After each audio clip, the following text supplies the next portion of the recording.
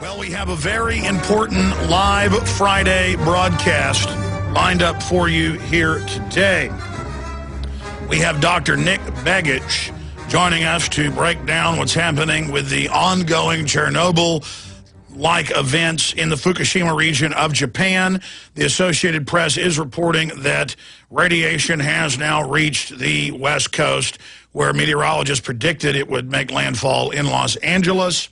They're whitewashing it, saying that it's minuscule. Ann Coulter is actually in the news, saying that radiation is actually healthy and good for you. You cannot make this magnitude of evil up. We also have the Wall Street Journal reporting low levels of radioactive material begin to be detected across the Pacific. That's when you hold a Geiger counter up to the general air, and it shows a slight increase, but that's because it's picking up from a distance the particles floating by. It's if you ingest those, you breathe those. That's what the physicist after nuclear physicist has explained. Dr. Doug Rockey, Dr. Bob Bowman, Dr. Busby yesterday. That's the issue, and that's how they cover this up and tell the troops that DU is not bad for them, and we know there's 4-time birth defects in the children of troops exposed to DU, 12 to 15-time increase in birth defects and cancers in the Fallujah area that was heavily bombarded by it. That's the British Medical Journal that did that study. Obviously, we're going to be talking about Libya. As soon as the globalist-backed rebels, and I don't have a dog in this fight. I don't like Muammar Qaddafi. The guy just reeks of tyranny and corruption and patheticness. But he's the old-fashioned king rat. He's the old-fashioned dictator and doesn't allow abortions, doesn't allow infanticide, doesn't allow the UN inoculations. He caught him 6 years ago injecting them with HIV. That's mainstream news. And so the globalists want him out of there, and they actually want to put al-Qaeda, Muslim extremists, Saudi-backed. Saudis are shipping weapons in. Al-Qaeda works for the New World Order. It's a creation of the Pentagon. And then when the public finally figures that out, they'll understand everything. Took out the secular Saddam, put the Muslim extremist in Iraq.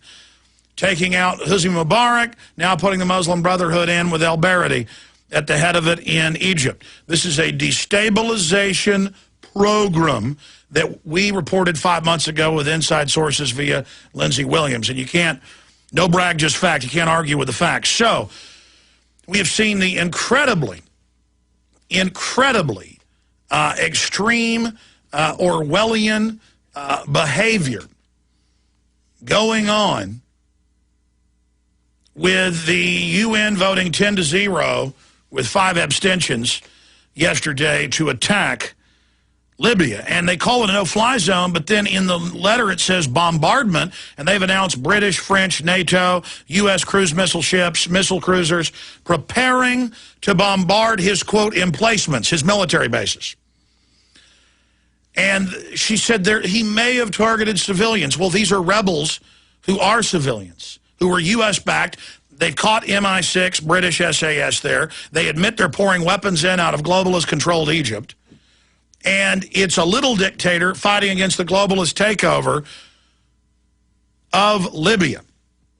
And it's pure hypocrisy. 1,000+ drones. They say they kill no-name terrorists. They say that they will kill 200 people to kill one bad guy, or they'll kill anybody in Afghanistan with a gun in their hand. When it's like East Texas, everybody's got a gun. And that's like, oh, collateral damage, no big deal, fighting al-Qaeda. But, oh, my gosh, Qaddafi may have strafed innocent crowds. Turns out that was a lie. Turns out he never ran to Venezuela. These are all lies is the point. And it's incredibly hypocritical. The globalists will bombard Iraq, Afghanistan with DU, just absolute nuclear warfare. And it's loving and good, and our troops dying is loving and good from it. But then he may have fired and strafed a crowd and killed 5 people. Oh, it's horrible. Can you believe it? We got to do something. We're so humanitarian. The left is like, war, we're liberal. It's humanitarian, murder. The right wing's like, yes, murder. Well, the same bankers running this op are stealing your pension funds and getting the Pentagon ready to take your property and knock your teeth out. They hate you as much as they hate the Libyans.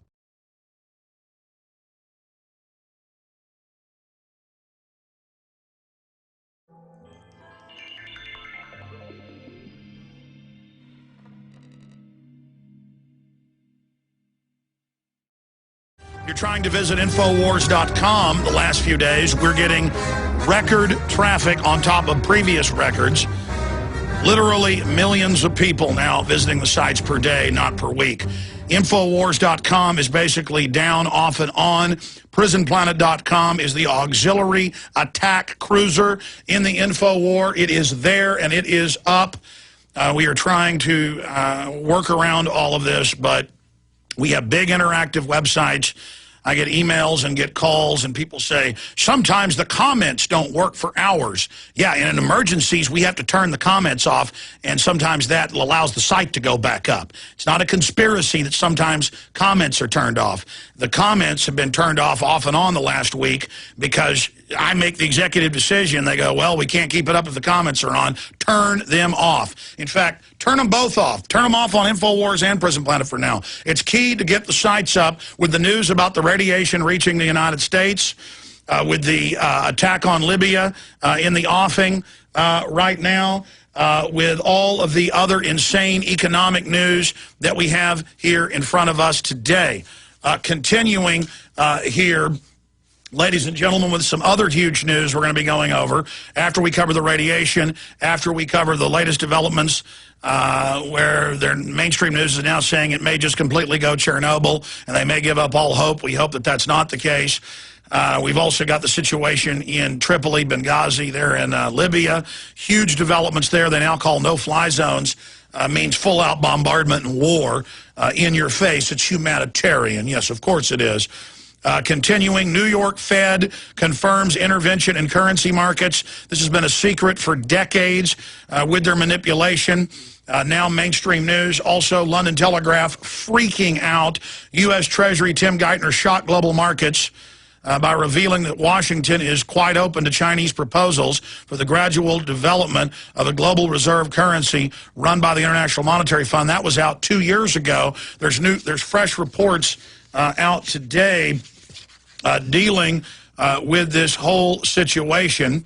Also, mayor of a Japanese town says that they've been betrayed near the nuclear plant, claims his people have been abandoned. Many of the local county prefectures in that area are reporting up to 150 times safe levels of radiation. So that is just some of what we're going to be breaking down here today. Meanwhile, Obama spent the last 2 days off and on doing NCAA picks, visiting with hockey teams and professional basketball teams. He finally made a brief statement about how the U.S. wants to help Japan, even though the U.S. troops have been pulled out and the fleet's been sent away because of the radiation going out to sea towards the West Coast.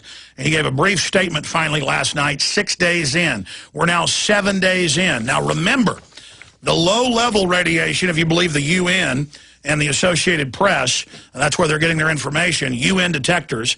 We're not getting that from the U.S. government on the West Coast, but UN detectors are reporting low levels of radiation, what they call minuscule fallout.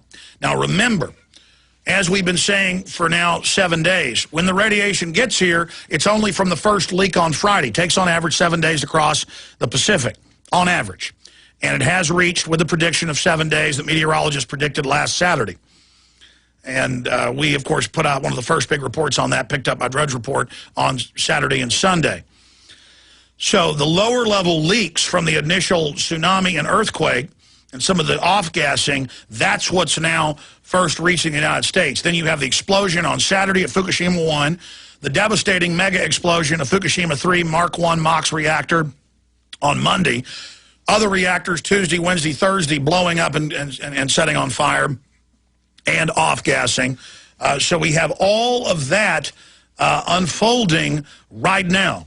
We have all of that unfolding, and that radiation then is set to intensify Saturday, Sunday, Monday, Tuesday, Wednesday, and Thursday, right through to next week. And we need independent universities, independent organizations, independent individuals to be testing for that radiation. And remember, as Dr. Bob Bowman said, as Dr. Busby said, and as Dr. Rocky has said in previous interviews, even a doubling of radiation that they say is safe, or a tripling or a quadrupling, they're claiming 10 times the radiation is safe. Remember, that's background radiation, not actual particles that are getting up near the Geiger counter that randomly come in and that you breathe. That's the big killer, but it takes years, if not decades, to kill you. In fact, here's New Scientist from all the way back in 2002, headline, nuclear test fallout killed thousands in the United States. Nuclear test fallout killed thousands in the United States. And it goes over the number of cancers and deaths directly connected to the cancers. Now, the UN, the New York Times, and the Atomic Energy Agency estimate 1 million have died in 25 years in cancers, leukemias, and other illnesses directly connected to the Chernobyl event, which right now looks like it's smaller than what we've seen unfold. So you cannot trust the system with their history of making up information about fallout, whitewashing it, to tell you the truth. In fact, Ann Coulter is now in Human Events today with a devastatingly discrediting statement, a glowing report on radiation. Ann Coulter, with the terrible earthquake and the resulting tsunami that have devastated Japan. The only good news is that anyone exposed to excess radiation from the nuclear power plant is now probably much less likely to get cancer. And then she goes on with just bizarre statements. So now plutonium, uranium, strontium, tritium, cesium, and radioactive iodine, all in thousands of studies to absolutely confirm massive increases in cancer when you're exposed to even moderate levels. She is telling you it's good for you. I could play CBS News. I've played it hundreds of times. In fact, let's cue it up. Mercury is good for you. It's good for children's behavior. But that's a lawyer talk because they want you servile, brain damaged, not thinking. And so they see that as good behavior. So in their weird world, it does improve cognitive brain function by lowering IQs. We've spent decades exposing the sodium fluoride, 7-fold increase in men in bone cancer, 3-fold increase in women. It hits men a lot worse. Women physiologically are tougher. Any doctor will tell you that. It really hits boys even worse, generally averaging boys and men together at 7 times. It's more than 14 times 12 and under boys. Devastating. You go to the store, it's baby water with fluoride for your baby. Their blood-brain barrier isn't developed properly. Goes directly into the brain. Now the EPA and FDA have recommended it not be used as pesticide anymore because it's bioaccumulating in the crops. Now they've recommended it be cut from 1.2 part per million to half, or 0.7 part per million. You see, we're winning the fight. Sodium fluoride's poison. Mercury's poison. Lead is poison. Asbestos is poisonous and carcinogenic. Remember, they said the air is safe to breathe. And the CDC has now had to admit, the Mayo Clinic has come out. They've done chest scans of the victims of 9/11, the asbestos, and all the rest of the toxins. Massive increases in cancer, massive increases in death rates. That is confirmed. And then it came out years later that Christina Todd Whitman went to Bush and said, we've got to keep this evacuated for weeks. It's deadly. Our detectors, it's deadly. And they were told, no, say it's safe to breathe. No masks are needed. Because if they admit you need a mask, they've got to admit it's not safe for people in the area. So that's why Obama came out in the news today in an unbelievable statement. And I have the headline here. It's on Infowars.com and PrisonPlanet.com. An unbelievable statement.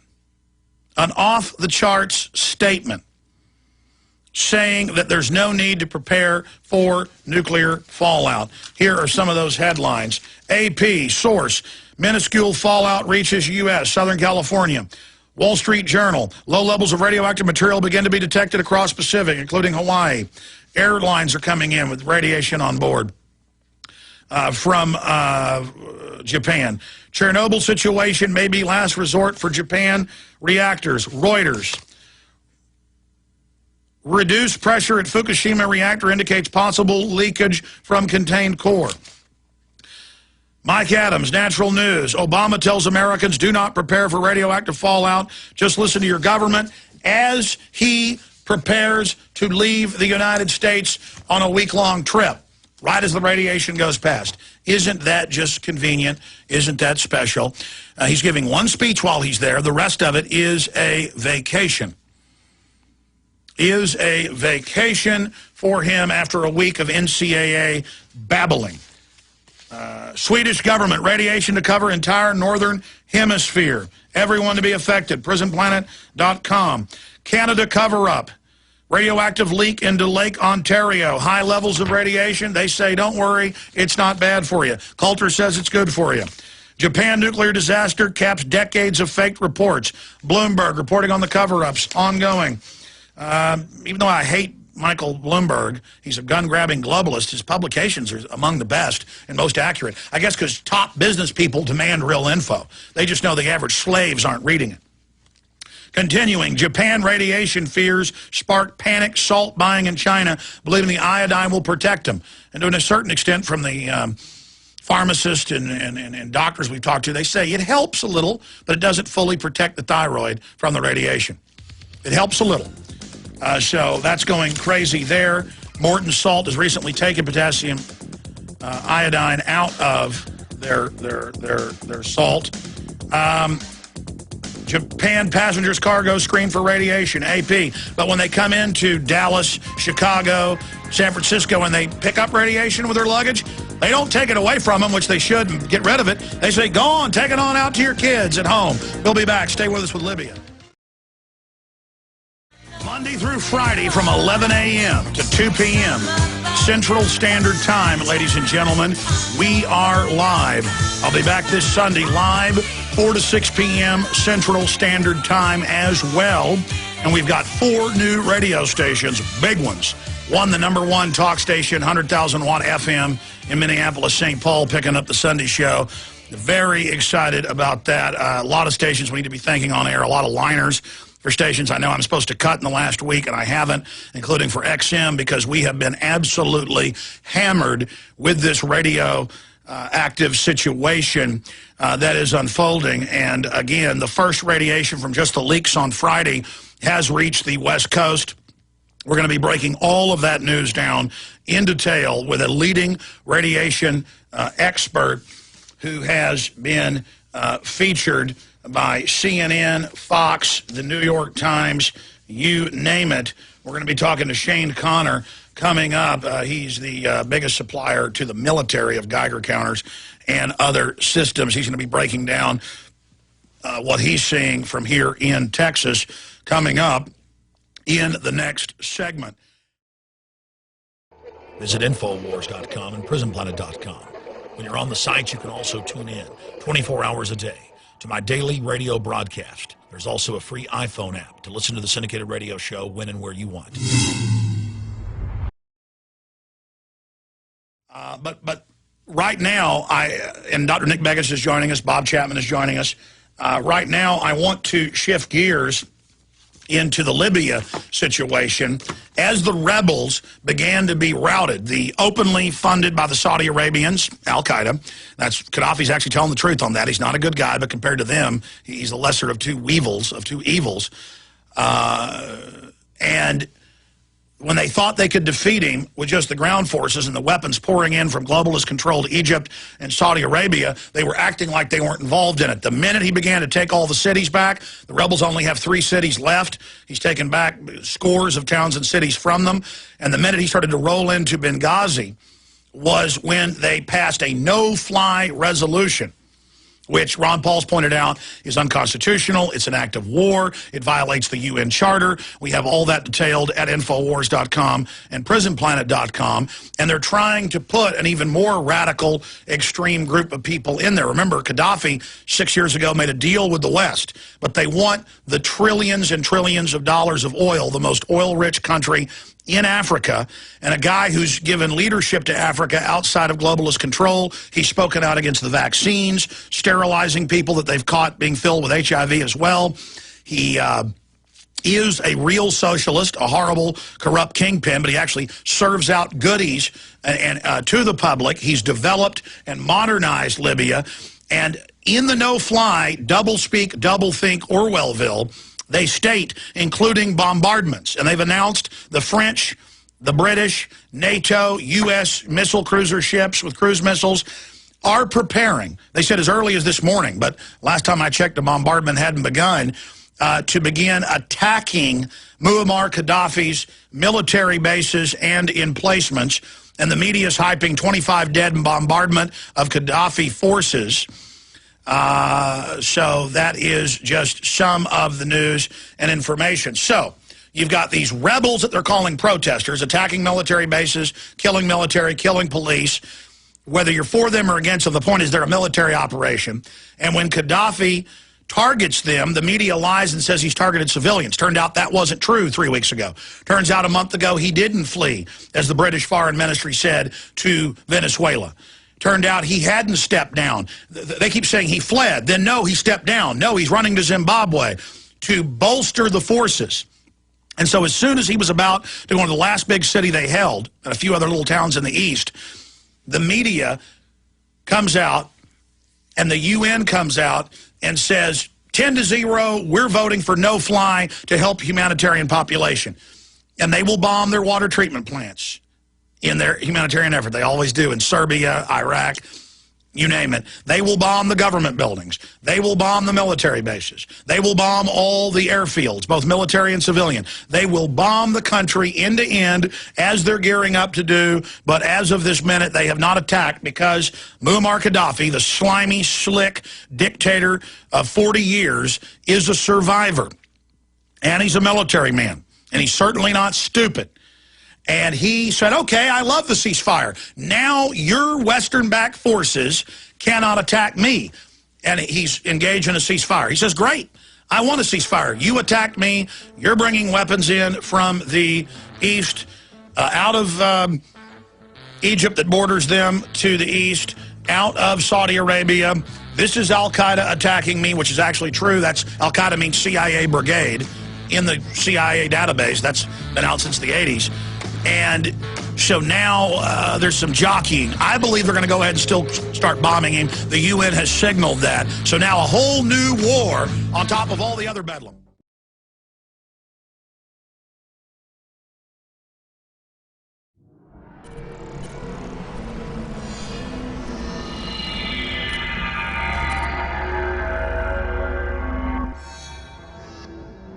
Dr. Nick Begich is our guest for the rest of the hour.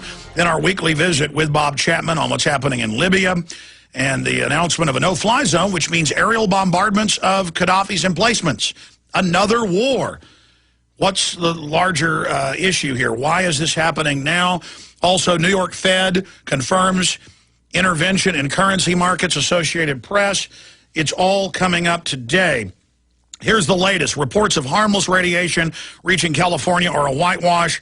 Paul Joseph Watson, bulk of radioactive particles from Fukushima blast will not reach West Coast until Saturday through Monday when Fukushima 1 and 3 blew up. Takes 7 days, the meteorologists predicted, for it to cross. They were correct. It hit today in California, only from small leaks that happened initially before meltdowns began. We know containment vessels at 2 were open, 600,000 spent fuel rods blown sky high that were stored on top of 4 of the reactors. They're also reporting that the Japanese have had to pull back on relief efforts because the radiation is so high, but they're not reporting the radiation in those 2 states or prefectures right around Fukushima, the lion's share of it blowing out into the Pacific towards North America, the United States and Canada. The most southerly coming into Southern California, hitting earlier today. AP, Reuters reporting low levels of radiation. Dr. Nick Begich, twice elected president of both Alaskan Federation of Teachers and the Anchorage Council of Education. His brother, of course, is a U.S. senator. His father, a famous congressman. He has several degrees. He is well, we'll go over all of that. He has been pursuing independent research into the science and politics of most of his adult life. Begich is the regional, received Doctor of Medicine, alternative honors for independent work in health and political science. And it just continues there with all of his groundbreaking work on HARP. He's also been an expert speaker before the European Parliament. He has spoken on various issues from groups representing citizens' concerns, statesmen, and elected officials, scientists, and others. He's the publisher and co-author of Earth Pulse Press. He served as the tribal advisor, village planner for major tribal councils, a federally recognized American Indian tribe. and it just continues on from there. He also was the executive director of the Lay Institute of Technology, Inc., a Texas-based nonprofit. Currently, Begich consults for tribal organizations, private corporations, and others in a number of research areas. EarthPulse.com is his website. Dr. Begich, let's break down your spectrum analysis. You've got the floor of what's happening at Fukushima. Is there a cover-up? You're in Alaska, one of the hardest hit areas of the plume coming. Break down where you see this going. Yeah, this has always been a concern for Alaska. In fact, if you remember back a number of years ago, there was the story from the Bologna Foundation, was one who carried it out of Europe, but it was the exposed nuclear cores in the Arctic from the old Soviet Union. They were just kind of sitting out there, and the drift from all that, and submarines and so on. But the currents actually flow into the Gulf of Alaska, and this is what, why South Central Alaska stays warm. We've got this Japanese, what they call the Japanese current. And so this, the entire radioactive sort of cloud, and just the way in which atmosphere moves, eventually ends up in the Arctic, where you have the shortest food chain, because you have a real short chain from lichens and things that grow in tundra areas in the far north, where the biggest concentrations end up eventually reaching and concentrating, to animal populations that are ingested by humans, because most people in the northern regions of Alaska are still what we call here subsistence users, where it's a major part of our diet, because the alternative, because this is a place without roads, it costs more to fly interstate Alaska than to fly from Alaska to Washington, D.C. And, so this is a big deal here. And we have monitors, actually. They're bringing in more of them now, set up in the Anchorage Bowl area and then set up around the state for monitoring that kind of fallout. And it started way back just after the fall of the Soviet Union, and we got a fuller picture on what was happening there. In fact, the guy that broke that story went to jail in Russia for treason for 10 months. And I lectured with him in Brussels back in 1997. It was May in 1997 that we lectured together. Dr. Begich, and if you can, speak right into your telephone for us. You're a little bit soft there. Looking at what's happening at Fukushima, the ongoing cover-ups that they've been caught in, not releasing radiation data, the 600,000 spent fuel rods, the explosions.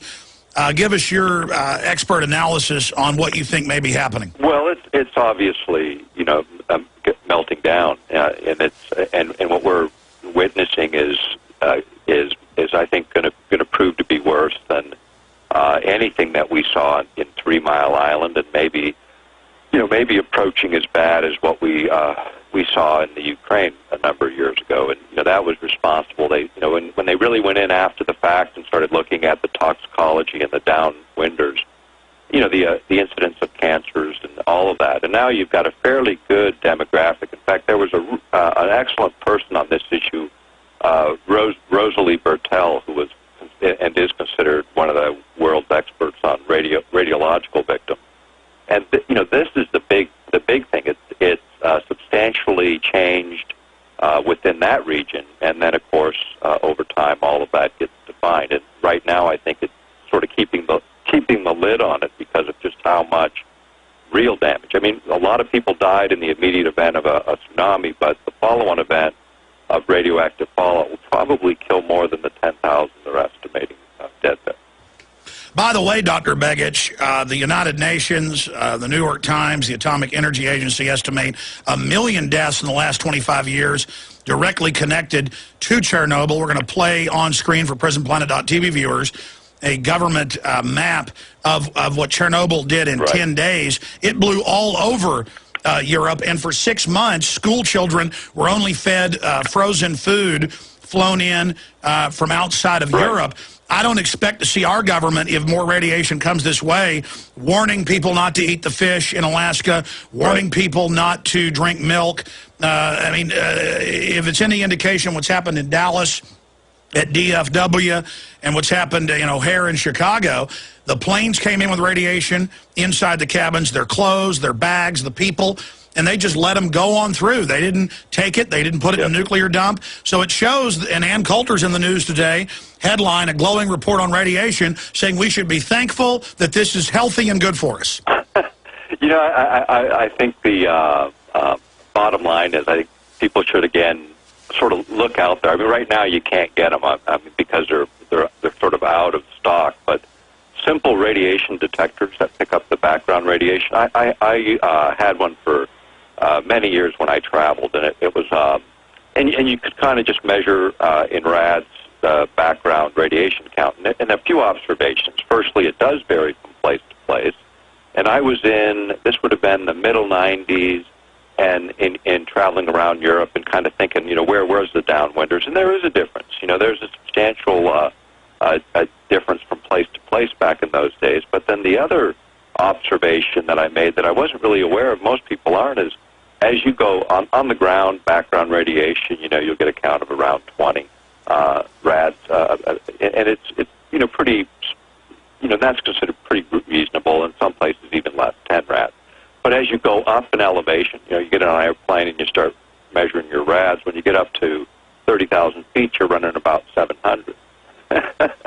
So that's a big change. And so when you look at these hotspots that are running even substantially higher, but you look at pilots and stewardesses and business flyers, people fly a lot of hours every year, and if you look at their analysis of certain kinds of cancer, you'll probably see some statistical variables there too, and that's just low-level radiation, not what we're talking about here in this instance. Well, now the mainstream media is saying meltdowns may have occurred. The Japanese are covering it up right now, Dr. Begich.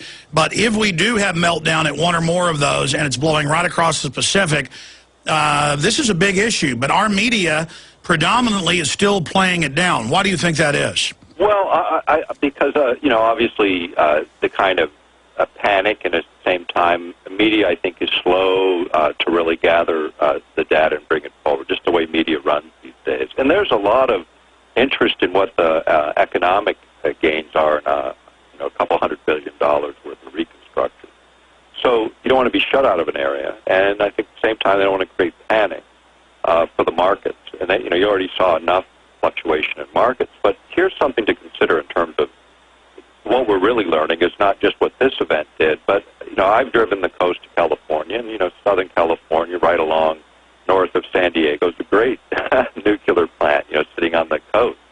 And we have those same kinds of risk presented in seismic areas in the United States. And the larger issue is, what's the better technologies that are out there that we could be applying to energy needs that have a significantly lower risk and a lot higher yield per capital dollar? Because these plants not only are expensive to build and generally are overrun by cost, but when you really look at the big picture risks, these are them. And in seismic areas, these are risks that we really should be considering more carefully, and we haven't. And this is maybe the bigger issue, facing the country. And well, that's it, because when you raise concerns about this, they call you a commie, and right. that, you just don't like nuclear power. Folks, I'm all about power. I'm all about coal power. I'm all about hydroelectric. I'm all about wind. I'm all about technology. But the truth is the entire nuclear industry worldwide has a horrible history with government of covering things up, whether it's the Japanese,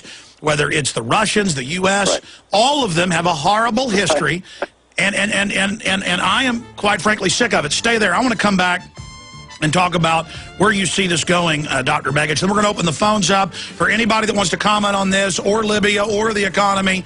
It's Open Line Friday with Dr. Nick Begich, 800-259-9231, 800-259-9231. We'll get you up and on the air today, coming up at the 33 after when we come into that next segment. Stay with us. We'll be right back with Dr. Nick Begich. Dr. Nick Begich joins us now, breaking down the unfolding disaster at Fukushima. Dr. Nick Begich, whenever I read this AP article, LA Times as well, radiation hampers efforts to restore power to a nuclear plant in Japan, that they're having to pull back because the radiation is so high, but they won't tell us what the levels are in those two Japanese states or prefectures right in that area. I mean, that right there is a horrible sign, is it not? Yeah, it is. In fact, that the lack of information probably tells you a great deal right now. And And I think what we'll see is, again, it's going to be a big, a much bigger event as the story unfolds. And the bigger question, and I think that's part of it too, nuclear industry is a big industry, and they have lobbied political bodies wherever these facilities exist to the point where they've rented a few politicians for long-term investments, and I think that's probably part of why we're not hearing so much either. Is that's a very, very powerful political lobby, and the reality of that lobby, are these kinds of risks. Now, the other side of that is, and I'm really with you on energy resources. We have gas, oil, coal, particularly. Because of some new technologies in that area. Coal alone could take the U.S. completely out of the energy import business. Technology that one of my colleagues just got back from the CTL, the Coal to Liquids Conference in Paris that took place here about a week and a half, 2 weeks ago. And, at that conference, a U.S.-based company using somewhere just around $1 billion of ExxonMobil-based research in two areas, one in CO2 suppression or recapture, and the other in coal to liquids technology that actually yields, get this, 5.3 equivalent barrels of jet fuel per ton of coal by adding in some natural gas, which here in Alaska, by the way, we have 2,000 years of known domestic coal supplies and tens of thousands of trillions with a T cubic feet of natural gas, 25% of the world's left. And it burns very clean. That's why the UN and the big bankers are on record, and the oil companies trying to shut down gas, trying to shut down coal, because with the technologies, all that comes out is carbon dioxide and water vapor of the coal. Almost nothing comes out from the gas. That's why they're listing it as a toxic waste. Folks, do you want plutonium or uranium blowing up, or do you want some carbon dioxide? Well, here's the thing. This is what's really interesting. Is they use a hybridized blue-green algae carbon suppression sink that actually, when you net it out on the newest technology, what you end up with is half the so-called pollutants being generated per unit of fuel, and you get the lowest sulfur content fuel in the world, and you get 20% more BTUs per unit, which means you can get 20% more range on a drone or Predator or a jet aircraft, which changes the economics of air transport. And this technology works at about $50 a barrel oil.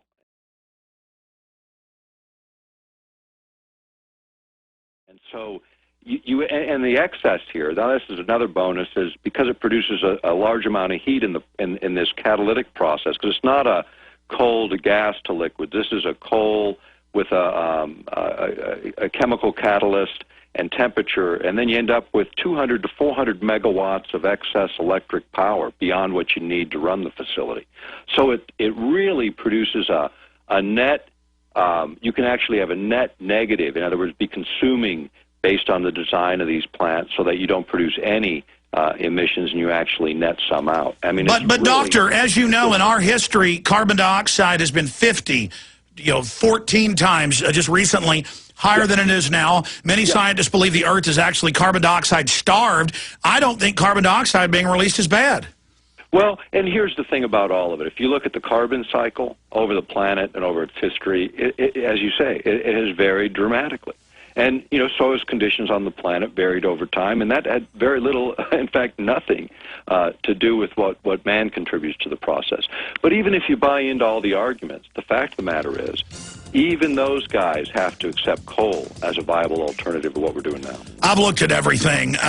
Clinton took off limits to clean-burning coal in Utah, the biggest deposit in the world. He had companies he was connected to in China who had the second biggest. Their stocks doubled when that decision was made.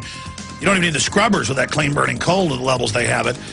Coal is king. I've studied it all, ladies and gentlemen. Coal is what we need. Coal is king. Ladies and gentlemen, the cover-up has imploded.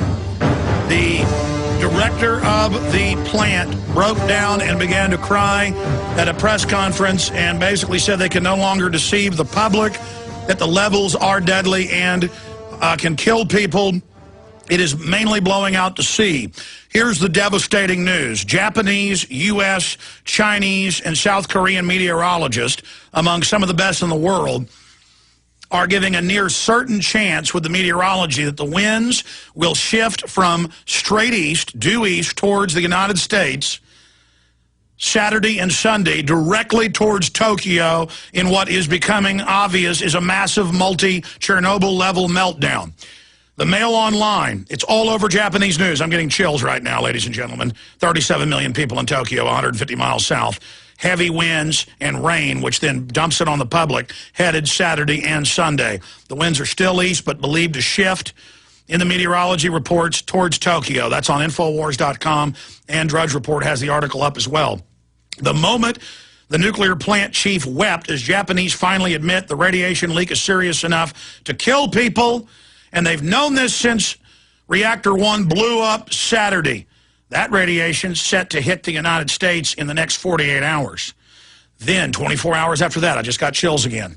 Monday, the Mark I plutonium, uranium-based reactor that when they developed in the 70s, massive amounts of GE nuclear physicist engineers resigned. And people won't remember that, so let's put it on screen.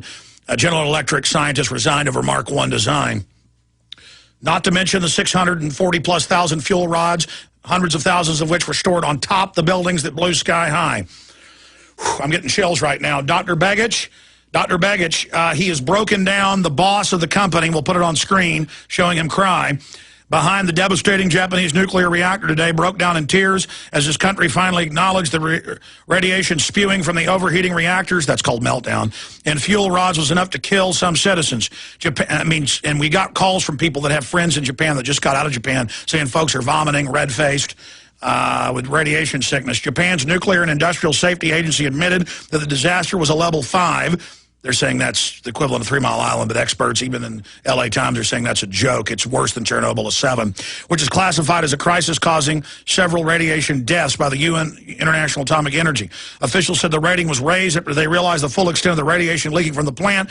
They also said 3% of the fuel in 3 of the reactors at Fukushima plant may have been severely damaged, suggesting those reactor cores have partially melted down. That was going on Saturday, folks.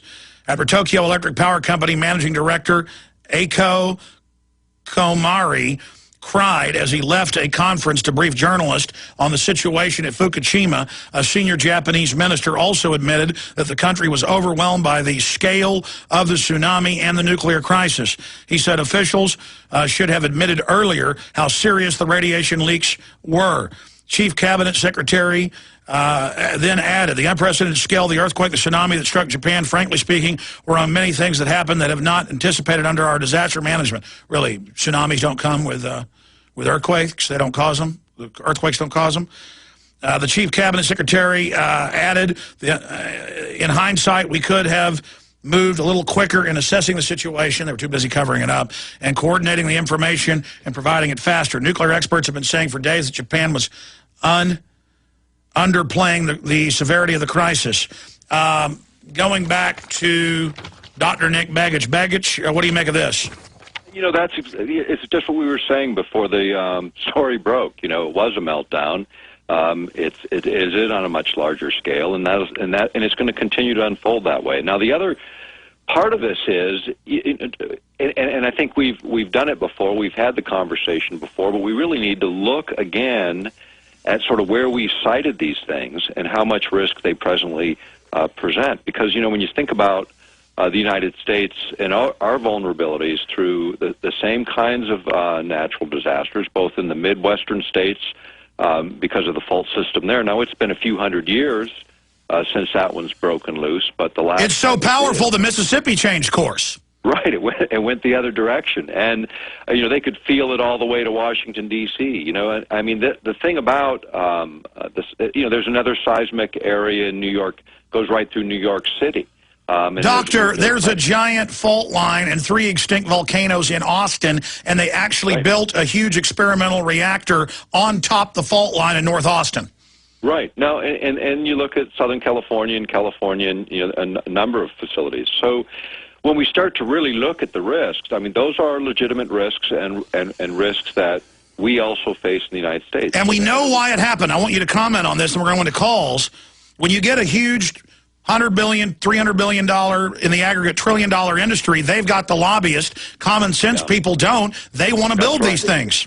That's exactly right. And it is about that. You know, I'll tell you, coming from 50 years of experience in a political family, the reality is it has shifted that direction more so now than ever before, because it is lobbyists. I've been back to D.C. once to do some work back there and see my brother once since he's been elected in the last 2 years. And my shock, was I hadn't been there in maybe 15, 20 years, in terms of just being there, but not on political business, since my dad was in the Congress. And my shock was I walked into a building and we were headed to a lobbyist's office. And we're walking in the building. I said, well, where's the office? And the guy says, you're standing in it. It was 16 floors, and it was just one firm out of hundreds in D.C., and many dozens at least that size. And so I look around and I started recognizing the reality of D.C. is it's inaccessible unless you are a special interest to a large degree. And that's why whenever you have the opportunity to exercise, any political speech, you should, because these guys also still have to get elected. And until they finish hijacking the election process entirely, we really have to defend the Republic, and in the sense of being, everyone needs to be active. Absolutely, Dr. Begich. Expanding on that, the lobbyists come in and try to get government to mandate we must take dangerous vaccines. They come in and mandate that they're going to put their sodium fluoride toxic waste in our water. They come in and mandate that we're going to invade more countries. And the globalists are all competing with each other like a bunch of mad dogs. They're destroying their own self-interest. What is all these trillions of dollars worth if their own kids die of leukemia from the radiation?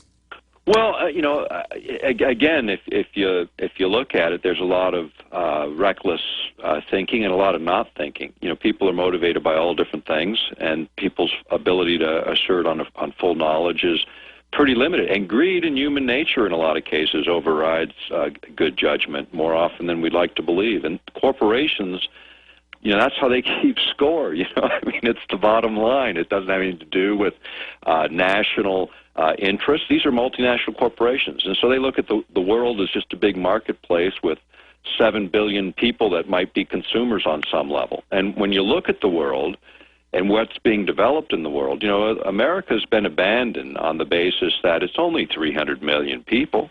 They got billions trying to catch up. And that's why what you're seeing is huge inflation in commodity prices that still hasn't really registered to the American public.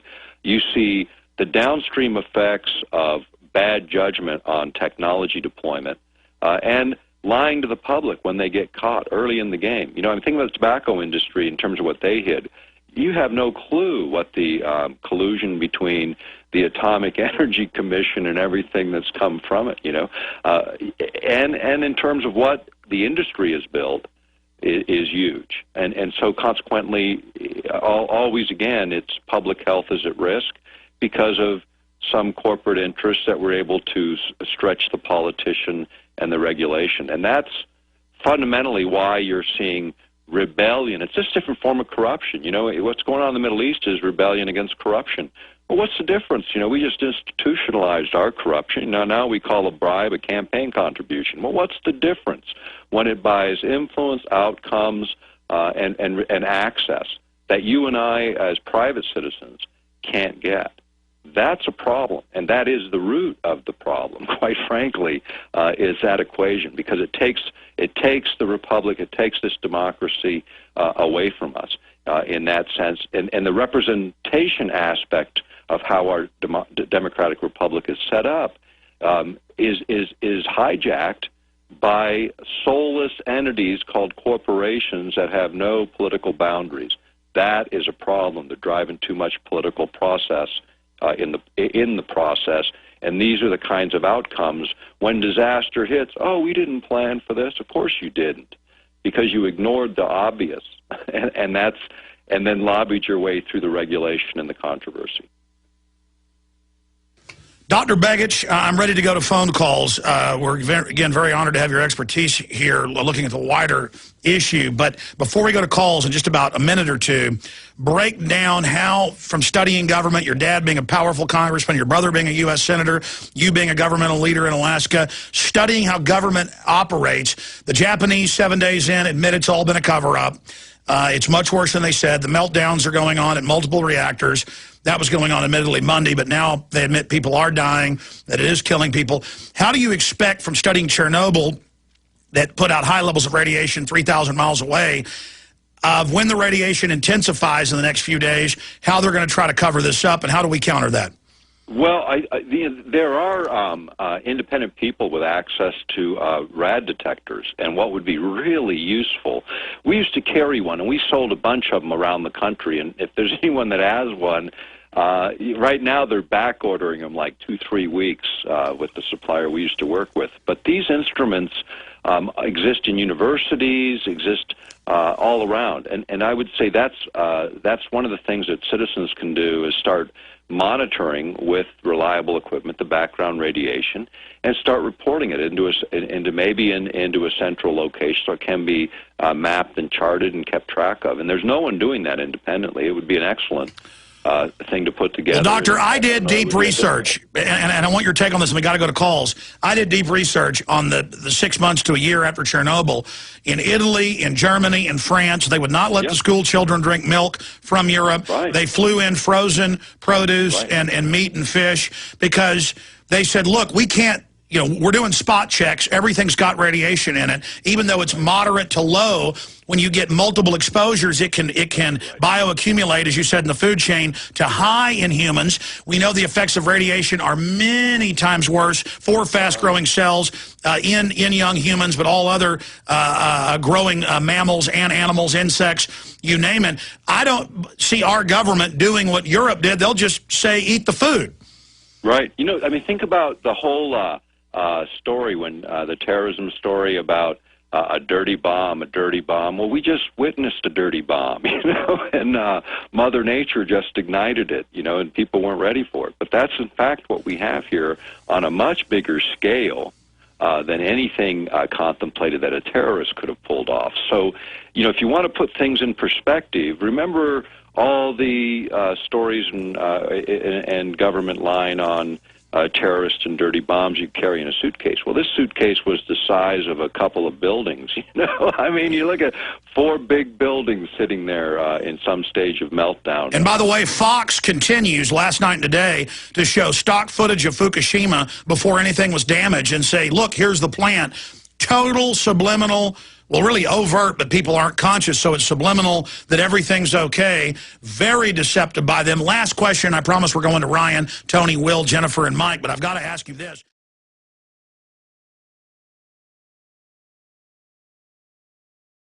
My phone's rung off the hook. Emails, I know you've gotten it, right. Saying this had to be HAARP, that I'm covering it up because I'm not talking about HAARP. Look, I've had Piers Corbin, the top astrophysicist who has an 85%, even mainstream news says, year-out extreme weather forecast, because he goes off the sun, electromagnetic, and the moon blocking that, and the tides.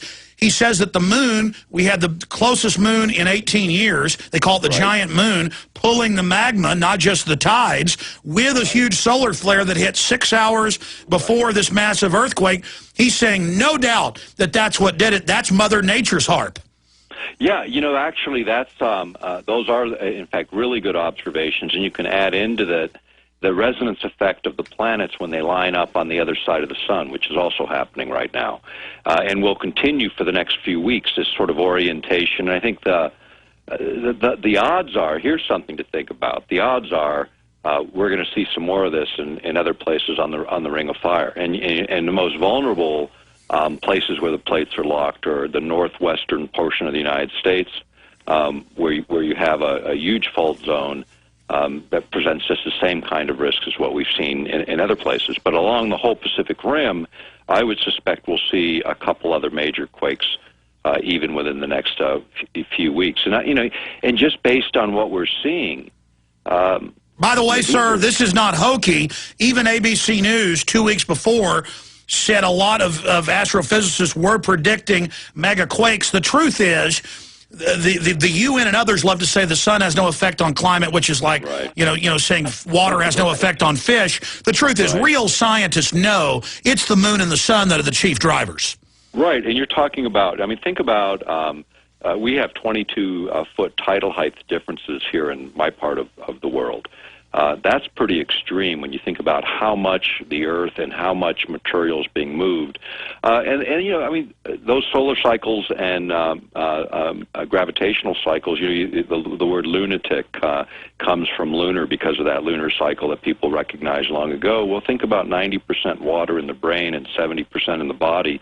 And, yeah, you're going to be affected on a very fundamental electromagnetic level, in terms of gravitational fields and how... Well, wildlife goes crazy during full moons, even if it's overcast. As scientists have shown, it's not the light of the moon that's doing it. I remember being a teenager running around under a full moon. You feel energized.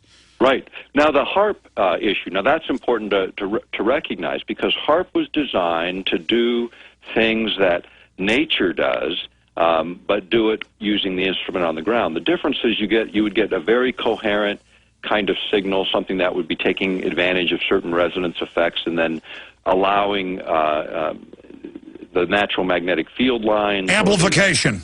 Right. You're basically tapping into energy that's already there, or triggering energy, like triggering a volcanic eruption or, say, a fault slip, where energy is built up. You can resonate energy in at a very subtle level, but builds up to the point where that energy gets released, or an earthquake occurs.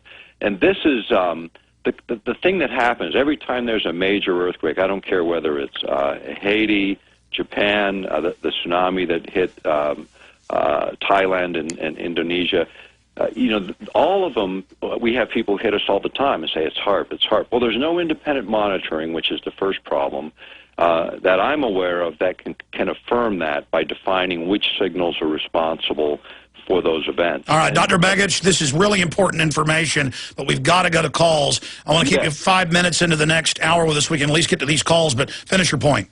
Well, and the point is, don't jump to that conclusion, but the important point is man can do this today, and that is important because the same kind of bad policy that leads to nuclear meltdowns. And I think that's the real point on advanced technologies. Move slow if we move at all in some directions.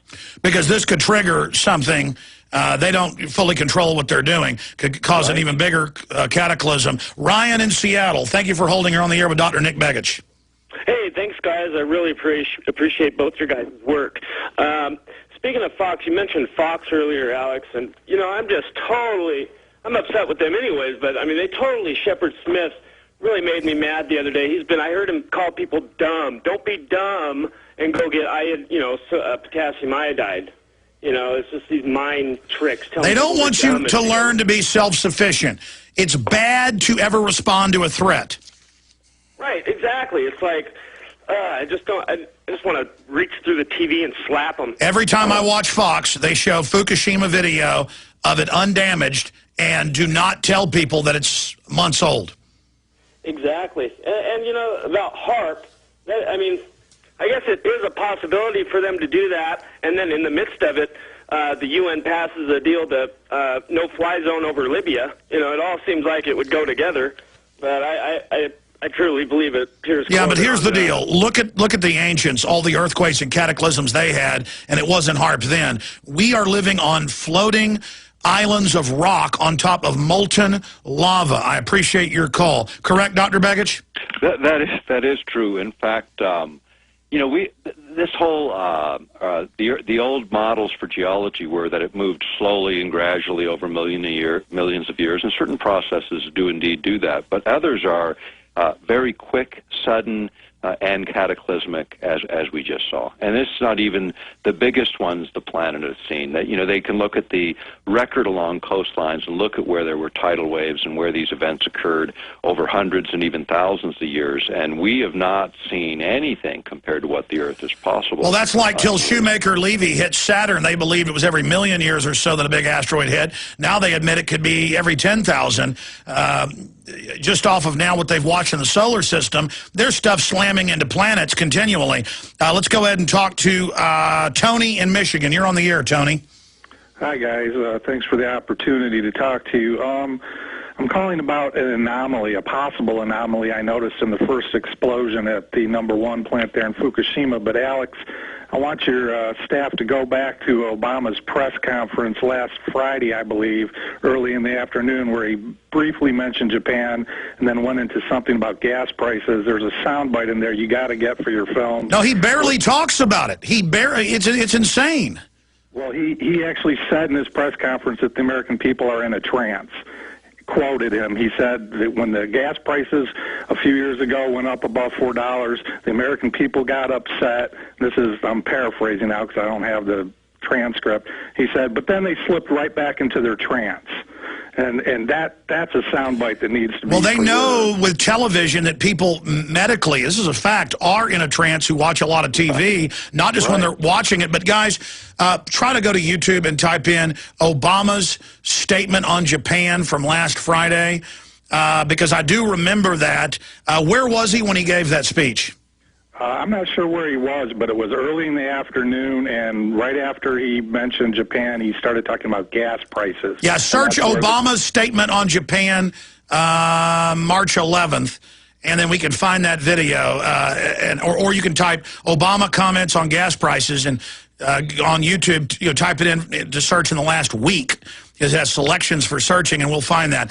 Good point, Tony. We'll look that up. He even called the NCAA picks 2 days ago a good diversion for America. They really throw this in our face, don't they, Dr. Begich? Yeah, again, it's this whole, just the whole way in which the things are flowing right now, and at the same time how information is restricted.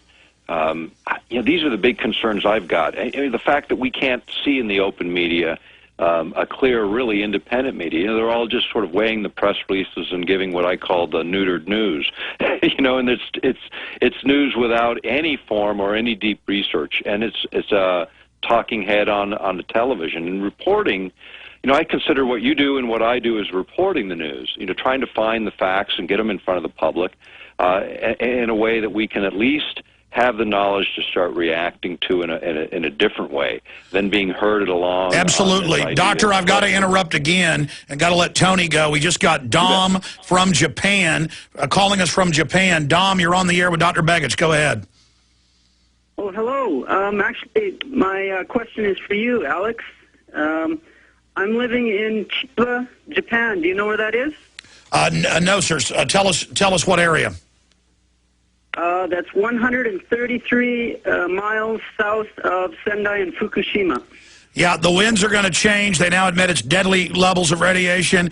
The meteorologists predict that it's going to turn towards you. I would, if I was you, before everybody else figures this out, if you can do it, I would get out of Japan. Dr. Begich, what would you do? Well, I think so. In fact, the United States, as I understand it today, is suggesting that U.S. citizens leave Japan and return to the U.S., and that's another indicator, without creating a panic rush to the airport. It's, again, that kind of subtle warning in advance of more information, and that's always the way it goes. And get Dom, your diplomats out, get your families out, and then get everyone else out. And Dom, I jumped to conclusions there. Was that your question? Well, that was one big question. I wanted to know what the exact levels were, and I also wanted just to thank you for your good work. Now that I have the opportunity on the line, I'm actually a member of Scholars for 911 Truth and Justice, and I know all the hard work that you're doing, and Dr. Bowman and Ray McGovern, and I can name a bunch of other people, and I know they're working really hard, and I appreciate that. Stay there, Dom. I want to talk to you more. Dr. Begich, comments on what he just said. No, I think it's all important stuff, and there's got to be a consular office somewhere close by. Catch them, and they're going to tell you it's time to maybe consider coming back. Yeah, I appreciate that advice. Sir, anything else, Dom from Japan, anything else that you can tell us about what you're seeing in Japan, the announcements now by the head of Tokyo Power and Electric, the head of the plant, that it was basically a cover-up and that it is very deadly and breaking down crying? Well, you don't get a whole lot of news. Like, I've been kind of looking on the Internet, and you don't get really a lot there. That's kind of why I called you, because I've been watching your show for a long time. I check the things you say. I know that you... Dr. Nick Begich, continuing here with the caller in Japan, Dom. Do you have any questions for Dom in Japan? Just, I would expect you're going to continue to get tremors as things stabilize. I mean, it's probably the frequency has dropped probably dramatically from that first couple of days. But, you know, those are still happening. And as people do clean up and are organizing what they're doing, they need to be and are, I know, cognizant of all that. Dom, what's... Go ahead. I was just going to say there are little tremors even here in Chiba. I mean, and that's, you know, 133 miles away. And, you know, you can really feel it here in the apartment. So it's shake, rattle, and roll. There have been hundreds of aftershocks, some as high as a 7, correct, Dr. Begich? Right, exactly right. You know, and the thing about a lot of these quakes, that they, you know, we've had 7s here in the last 10 years, but they're in such remote areas, and there's no one with anything over a story or two, so you don't get this kind of devastation. A lot of them have been inland, so you're not getting the tidal issues either. But, you know, again, you look at the plate system for Alaska and the West Coast, and you get the dynamic of what's going on here as the Pacific plate gets shoved up underneath North America. And, you know, that's what creates earthquakes, is fault lines, and they go through cycles. You know, one of the other factors that contributes to some degree, we don't really understand it, is it a symptom or the cause, but the magnetic field lines and are shifting around quite a bit, and this happens about every 600, 700,000 years, that particular cycle.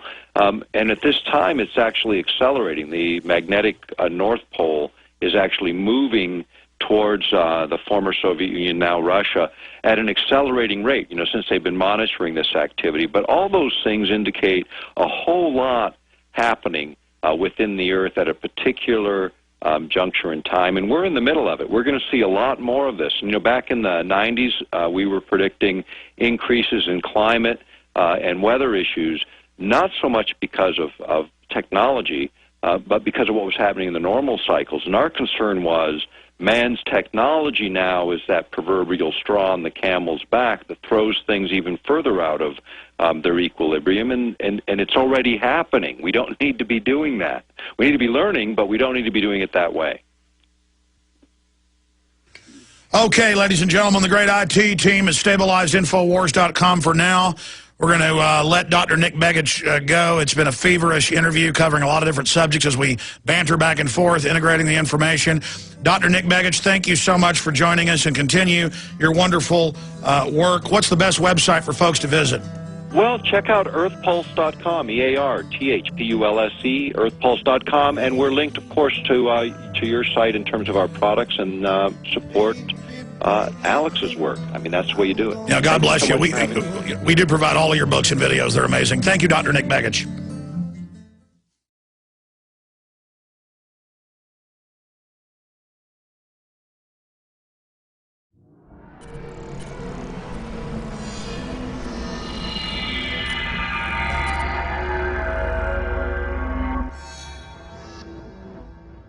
Bob Chapman, formerly military intelligence, put out the Gary Allen report. Of course, his son today runs Politico. Gary Allen published None Dare Call a Conspiracy with Bob Chapman. Chapman fighting for 48 years against the globalists. Before he retired, the biggest private silver and gold broker in the world, and the biggest private newsletter until he came back a few years ago out of retirement, and now it's internationalforecaster.com. I, of course, am Alex Jones with Infowars.com and PrisonPlanet.com. If you're having trouble getting on Infowars.com, go to the auxiliary mega site, PrisonPlanet.com, WhatIsTheEndGame.com, JonesReport.com. Also our Facebook, also our YouTube. We have a lot of auxiliary systems. We're going to go to Don. Will, Jennifer, Mike, it looks like Dom, who we talked to in 2 segments, is still there. We'll have Bob ask him a question, see what Bob wants to ask of somebody in Japan. But Bob Chapman first, the nuclear holocaust now unfolding, the Japanese admitting there's been a cover-up because they know the deaths are now going to start coming out in the news. What's your take on it? Well, my big question is, why didn't other nations, particularly the United States, China, Russia, England, why didn't they immediately come to the aid of these people? Bingo. I don't get that. I think that's a key thing here, because had they acted, could they have, under the circumstances, they might have been able to help. Auxiliary electrical power, auxiliary water. Why wasn't that done? Well, now they're talking about doing it. That was a week ago. Well, Bob, we know why they pulled out on Saturday. That's because the high radiation levels we now know. We said that Saturday, but now it's confirmed. But why haven't we 7 days in had radiation meters from the giant Pacific Fleet, the U.S. troops at Okinawa, the U.S. troops in and around that area? They've been covering up, along with the Japanese, the real readings. Well, they get their orders from the same source. It's very disturbing from a human point of view. People, perhaps many of them, dying needlessly. They've been able to do something. And now, of course, we got it traveling toward America and throughout the world. I think, you've really covered.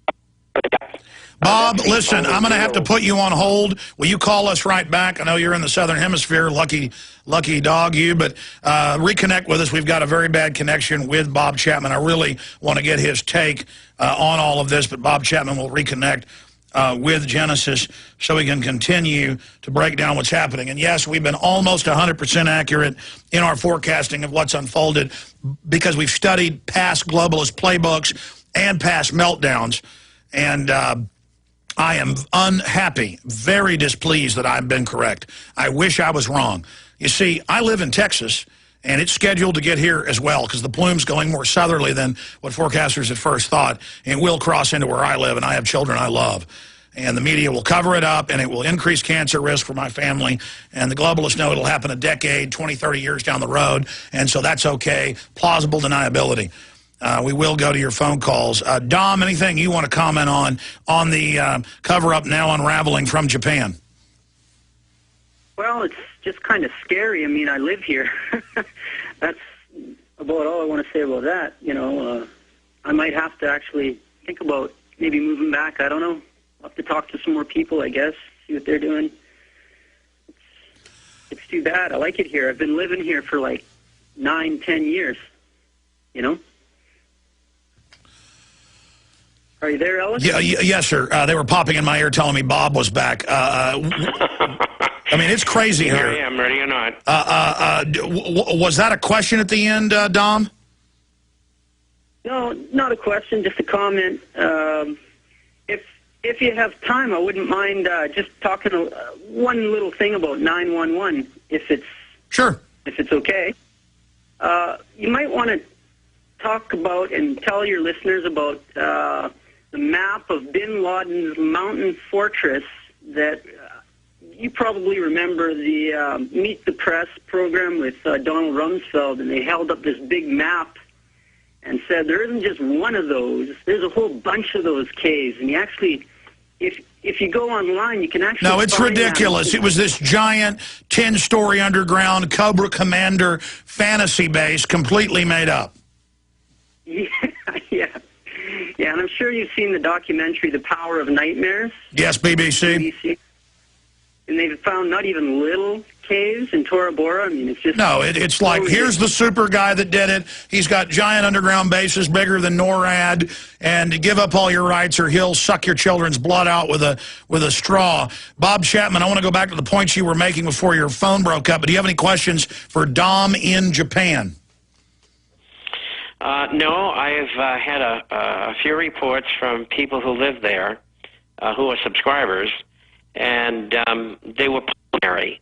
I haven't had one, so I'm not up to date on that. But the only thing that you hadn't said anything about in the last perhaps 5 to 10 minutes prior to my coming on, I heard, and you covered it very well. And the only thing I had was, why didn't they get some help sooner? Absolutely. Thank you, Dom from Japan. We're going to go to break soon and go back to Will, Jennifer, Mike, and others with Bob Chapman. But, Bob, shifting gears into Libya, now a no-fly zone means bombing a country. No congressional declaration, not even a congressional authorization, just the UN now. Notice what's happening here. The UN now in plain view, is basically ordering NATO and the U.S. in there. This has never happened before. I mean, Congress has nothing to say, and now we're being told that a no-fly means a bombardment of the country because it's wrong to strafe civilians, but it turns out that was a lie. Turns out he didn't run to Venezuela. Turns out he didn't run to South Africa or Zimbabwe. I mean, the point is I don't like Qaddafi, but they lie about everything. It's about that oil. What do you see happening? What do you think's really going on in Libya? Look at the background, the evolutionary process of who really is in the Qaddafi camp. And if you go back into the 50s and 60s in particular, you'll see that the British royal family has been a big sponsor of Gaddafi for whatever reason. And also, there has been, over the years, special people who kind of at the beginning were allowed to go into Libya and take oil out. And of all those people, if you can recall this, was Occidental Petroleum, which was Armand Hammer. And I knew Armand Hammer because I was in LA and his office was in LA, and the bridge business, and he would come and sell convertible debentures and to do his drilling and raise funds. And stay there. Tell us about Armand Hammer, the communist controller of Al Gore's father. Of course, Al Gore is one of the biggest owners of Occidental Petroleum, and so he shuts down his competition so he makes more money. Stay there. I want to look at the behind-the-scenes politics of Libya. Muammar Gaddafi knows where the bodies are buried. What is the larger stratagem in removing him? Obviously, they're puppet CIA. MI6 people couldn't beat him, so now the bombs are coming. Please continue, Bob, where you left off with Armand Hammer. And so, back in the late 1940s, early 50s, he and Occidental, the company he controlled, were allowed to go in there, and what you had to say earlier about Al Gore and his father being bought and paid for by Armand Hammer is true. And after the wall came down and the Soviet Union ceased to be, the Russian government told the world that Armand Hammer had been one of their for many, many, many years. So that to me tells me that's why the Europeans made an arrangement with Gaddafi for him to be in there pumping oil. Because he was buddies with the Russians. Now your phone cut out when you said that Armand Hammer, it came out, was a Russian agent. Yes, it did. After the fall of the wall and government changed in Russia, the Russians came out and said that he was a long-time agent of the Russian government. Amazing. I just want to... That's why he got what he got, and the Gores knew that. These people, there's nothing political about this. This is just one gang of criminals helping each other. Things have changed, and so they want to make changes in the Middle East. And as you explained, the rebels were incapable of taking him down. He now realizes that, and he's going to have to deal with us, so he's backed off. And some sort of a deal will probably be made. What that deal will be, I don't know. Well, Obama is basically now signaling that there is going to be an attack, and they're moving U.S. forces. The United States will deploy additional amphibious ships to the Mediterranean. The military said on Friday as part of Obama administration's plans for responding to ongoing violence in Libya. So now if there's ever violence in a country, we've got to invade it and pay for it. The USS Bataan Amphibious Ready Group, by the way, folks, that's an invasion ship to put ground troops in, will deploy March 23rd. So it looks like they're getting ready to invade next week ahead of its original schedule in order to relieve units from the USS Cuirassar's Amphibious Ready Group, currently positioned in the Mediterranean Sea, it said in a statement. The arriving group includes the amphibious assault ship USS Bataan, based in Virginia, and other ships. And it looks like they're going to go into Libya. And it looks like they're bringing in probably U.S. Marines, and they probably are going to be met with Qaddafi, who will not attack them. He has no hope of winning. And so then it'll be an occupational situation, and we'll have another Iraq and Afghanistan on our hands. Bob, to interject before we go to break, Obama is saying if they don't accept UN forces for humanitarian aid in their armored vehicles, basically taking control of the country, and that's what it is, an occupation under the name of humanitarian assistance, that they will invade with military force. So he's now been clear on that front. So accept occupation, give up, let the assistance come in, or we will bombard you and basically invade you. I mean, this is incredible. And this all came from a UN directive. Here's the U.S. basically following the UN's orders. Which means that the Congress of the United States and the President has nothing to say about anything. The UN is now making those decisions. So we live under a one-world government, not the United States government or any other sovereign government. Well, this is just incredible. We're going to come back and get into the economy, get more into the earthquake, get into New York Fed confirms intervention in currency markets. If Bob's phone continues to break up, we'll let him finish up on these topics and then have him leave us. Unfortunately, it is breaking up the worst it ever has. He is not in the United States. He's in the Southern Hemisphere. We will go to your phone calls coming up, and we'll look at the Federal Reserve now admits they're manipulating markets internally, something that they've denied for a long time. Bob, of course, exposed it decades ago.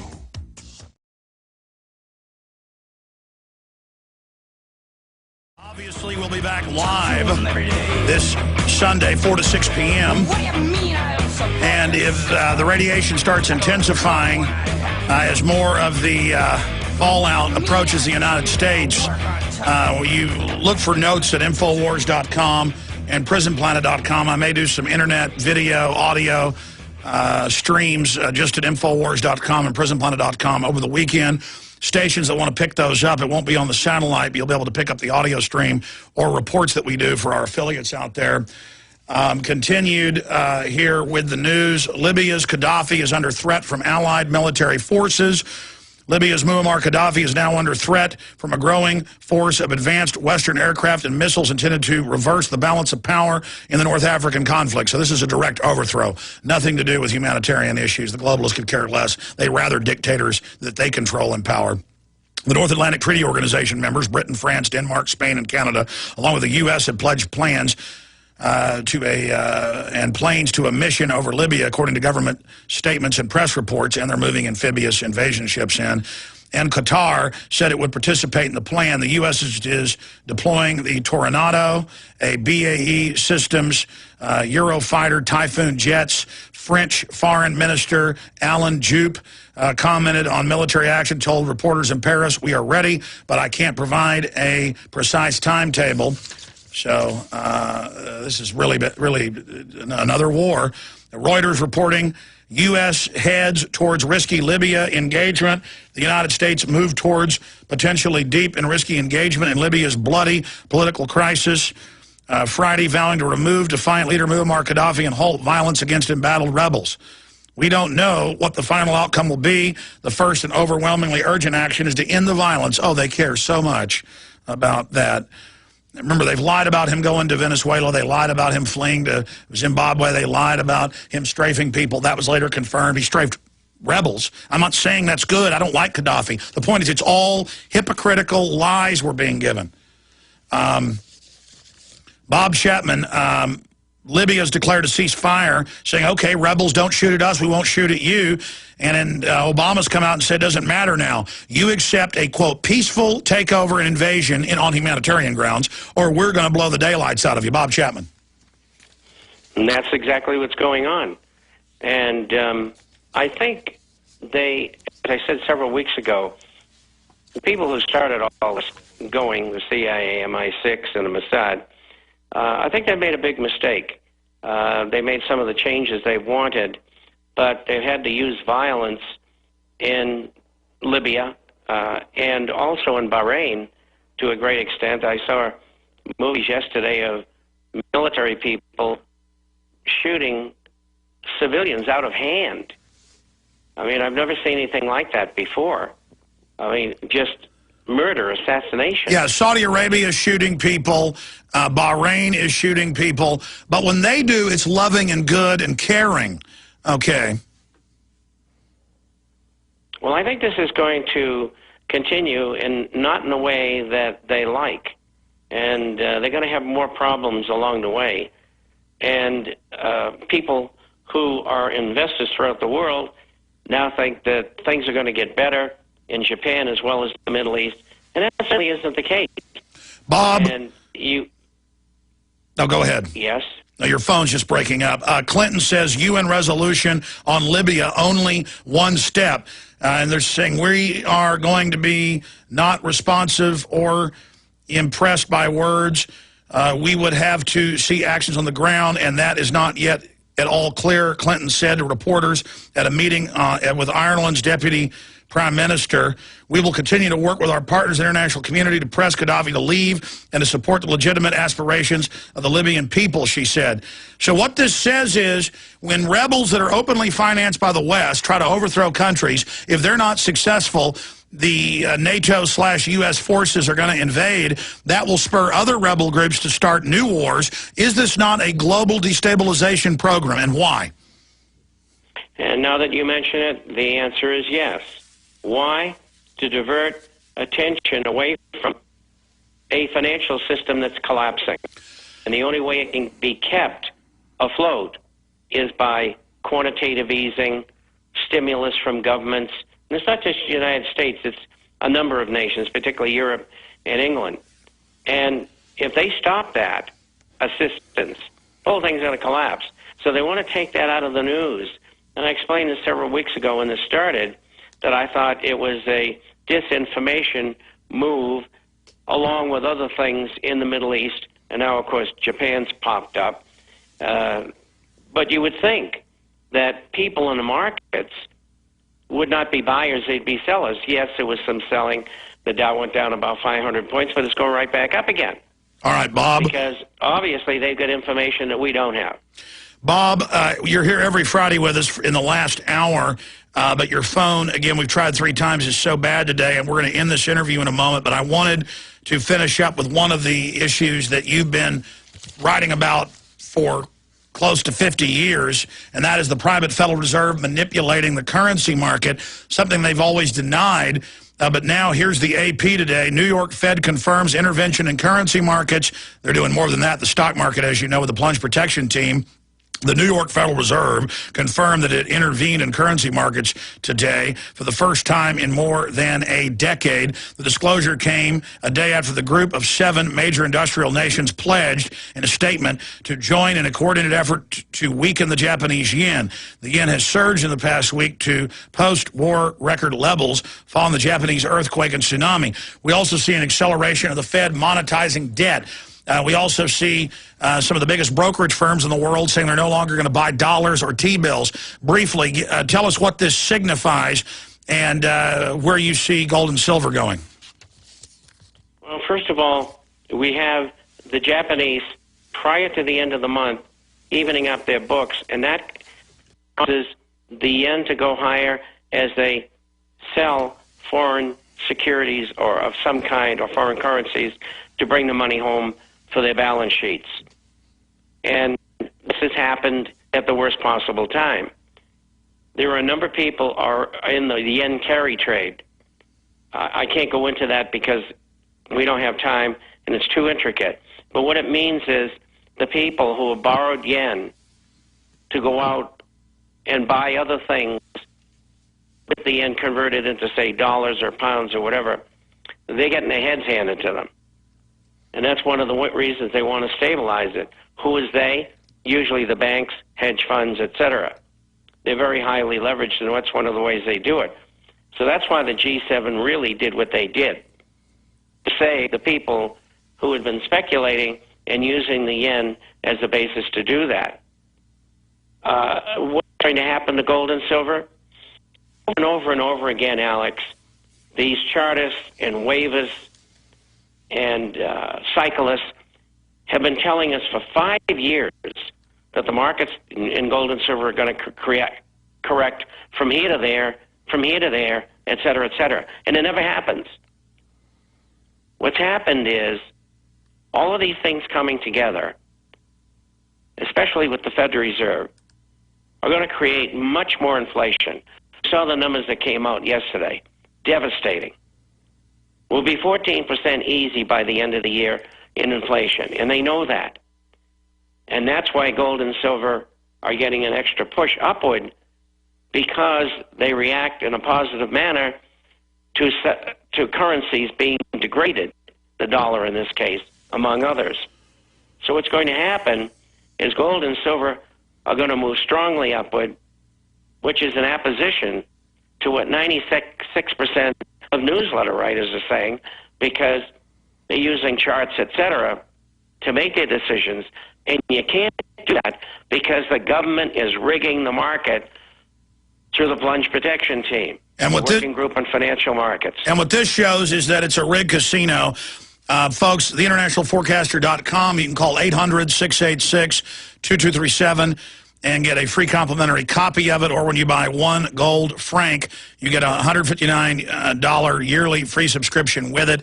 That is a giant value, and the franc is already very competitively priced. Give Midas Resources a call, 800-686-2237. Bob Chapman, thank you so much for joining us. You're welcome. I'll see you next week. Bye-bye. Bye-bye, Bob. We usually have him for the full hour, but his phone, as you could hear, was just completely hammered, and we can't put that out on air too long. We tried 3 times to get him to call back with a better connection, but it didn't work. He's like in South America.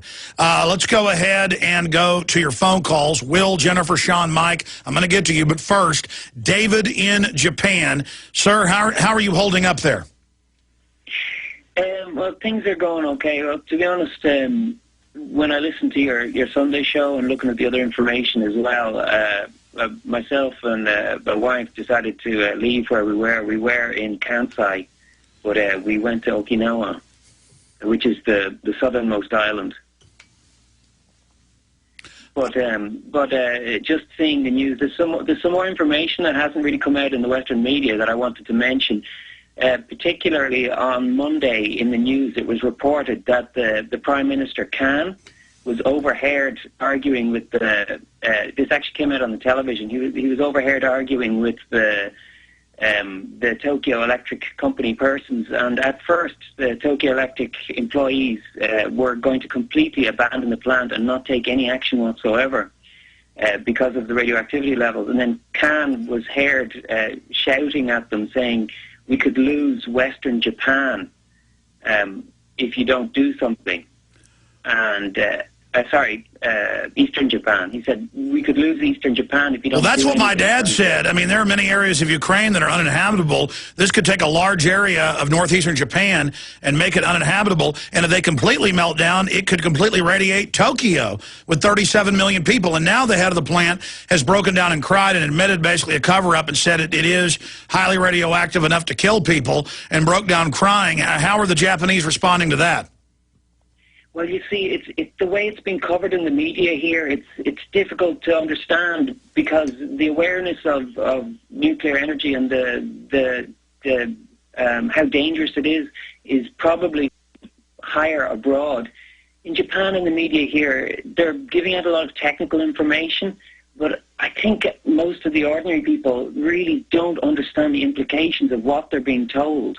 They're just they're giving the technical information, but they're still saying it's not a permanent problem for human health, or this could be terrible, but then they don't say exactly what it is. So the Japanese people, I think, are more focused on the comprehensible human aspects of the tragedy, which are still the deaths due to the tsunami and the difficulty of how the people are trying to survive in the relocation areas that have been evacuated. You know, they're focusing on the difficulty of their life in terms of they don't have food, or the more ordinary human problems. What is the press reporting the radiation levels are there? Well, it varies. The information they're giving out is different, but they just on the news just a short while ago, they said that Tokyo Electric decided that it was acceptable for their employees to be exposed to 250 millisieverts while working, which is basically a change in Japanese regulation or law. So that's a pretty big thing. Well, we've got to pray for those valiant souls, the Fukushima 50, that rotate in groups of about 188 people in groups of 50 rotating in, because they are pointing out that this radiation can kill the people there. Are the Japanese concerned about the news, or is it being played big in your press? It's in the U.S. press that the meteorologists are predicting in the next 48 hours the wind is going to turn towards the south again?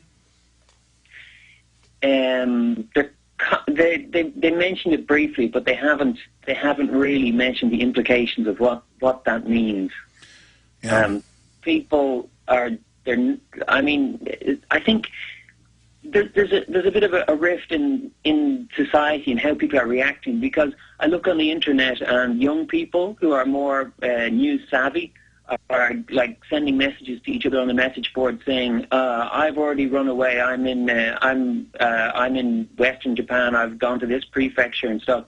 But the older generation who would just get their news from television or whatever are slightly they're not really aware of what really is happening. Yeah, they're in that television-induced trance.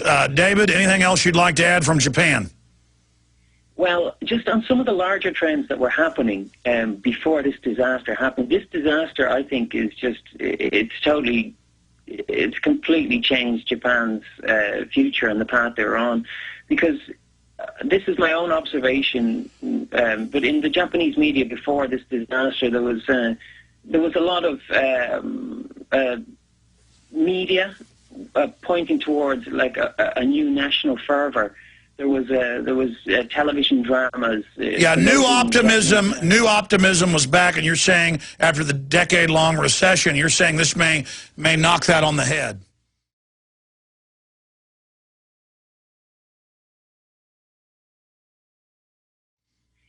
Well, specifically, just before this disaster happened, there was a quote from Kevin Maher, the policy chief on affairs at the U.S. State Department, and he said, this is the quote, "It would be bad for the U.S. if Japan's war-renouncing peaceful constitution was changed, because Japan would not need the American military."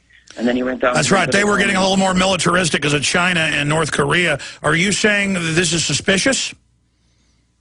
I don't know, because I'm not a scientist. Well, David, very well said, and we appreciate your call from Japan. We're going to move on now. Thank you so much for calling. Will in New York. Will, you're on the air.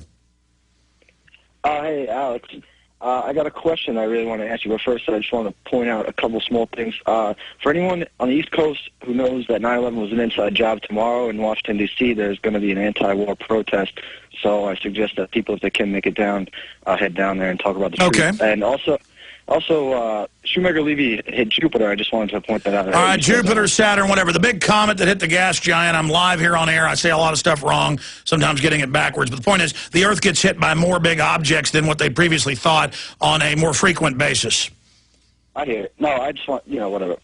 But no, thanks for correcting me.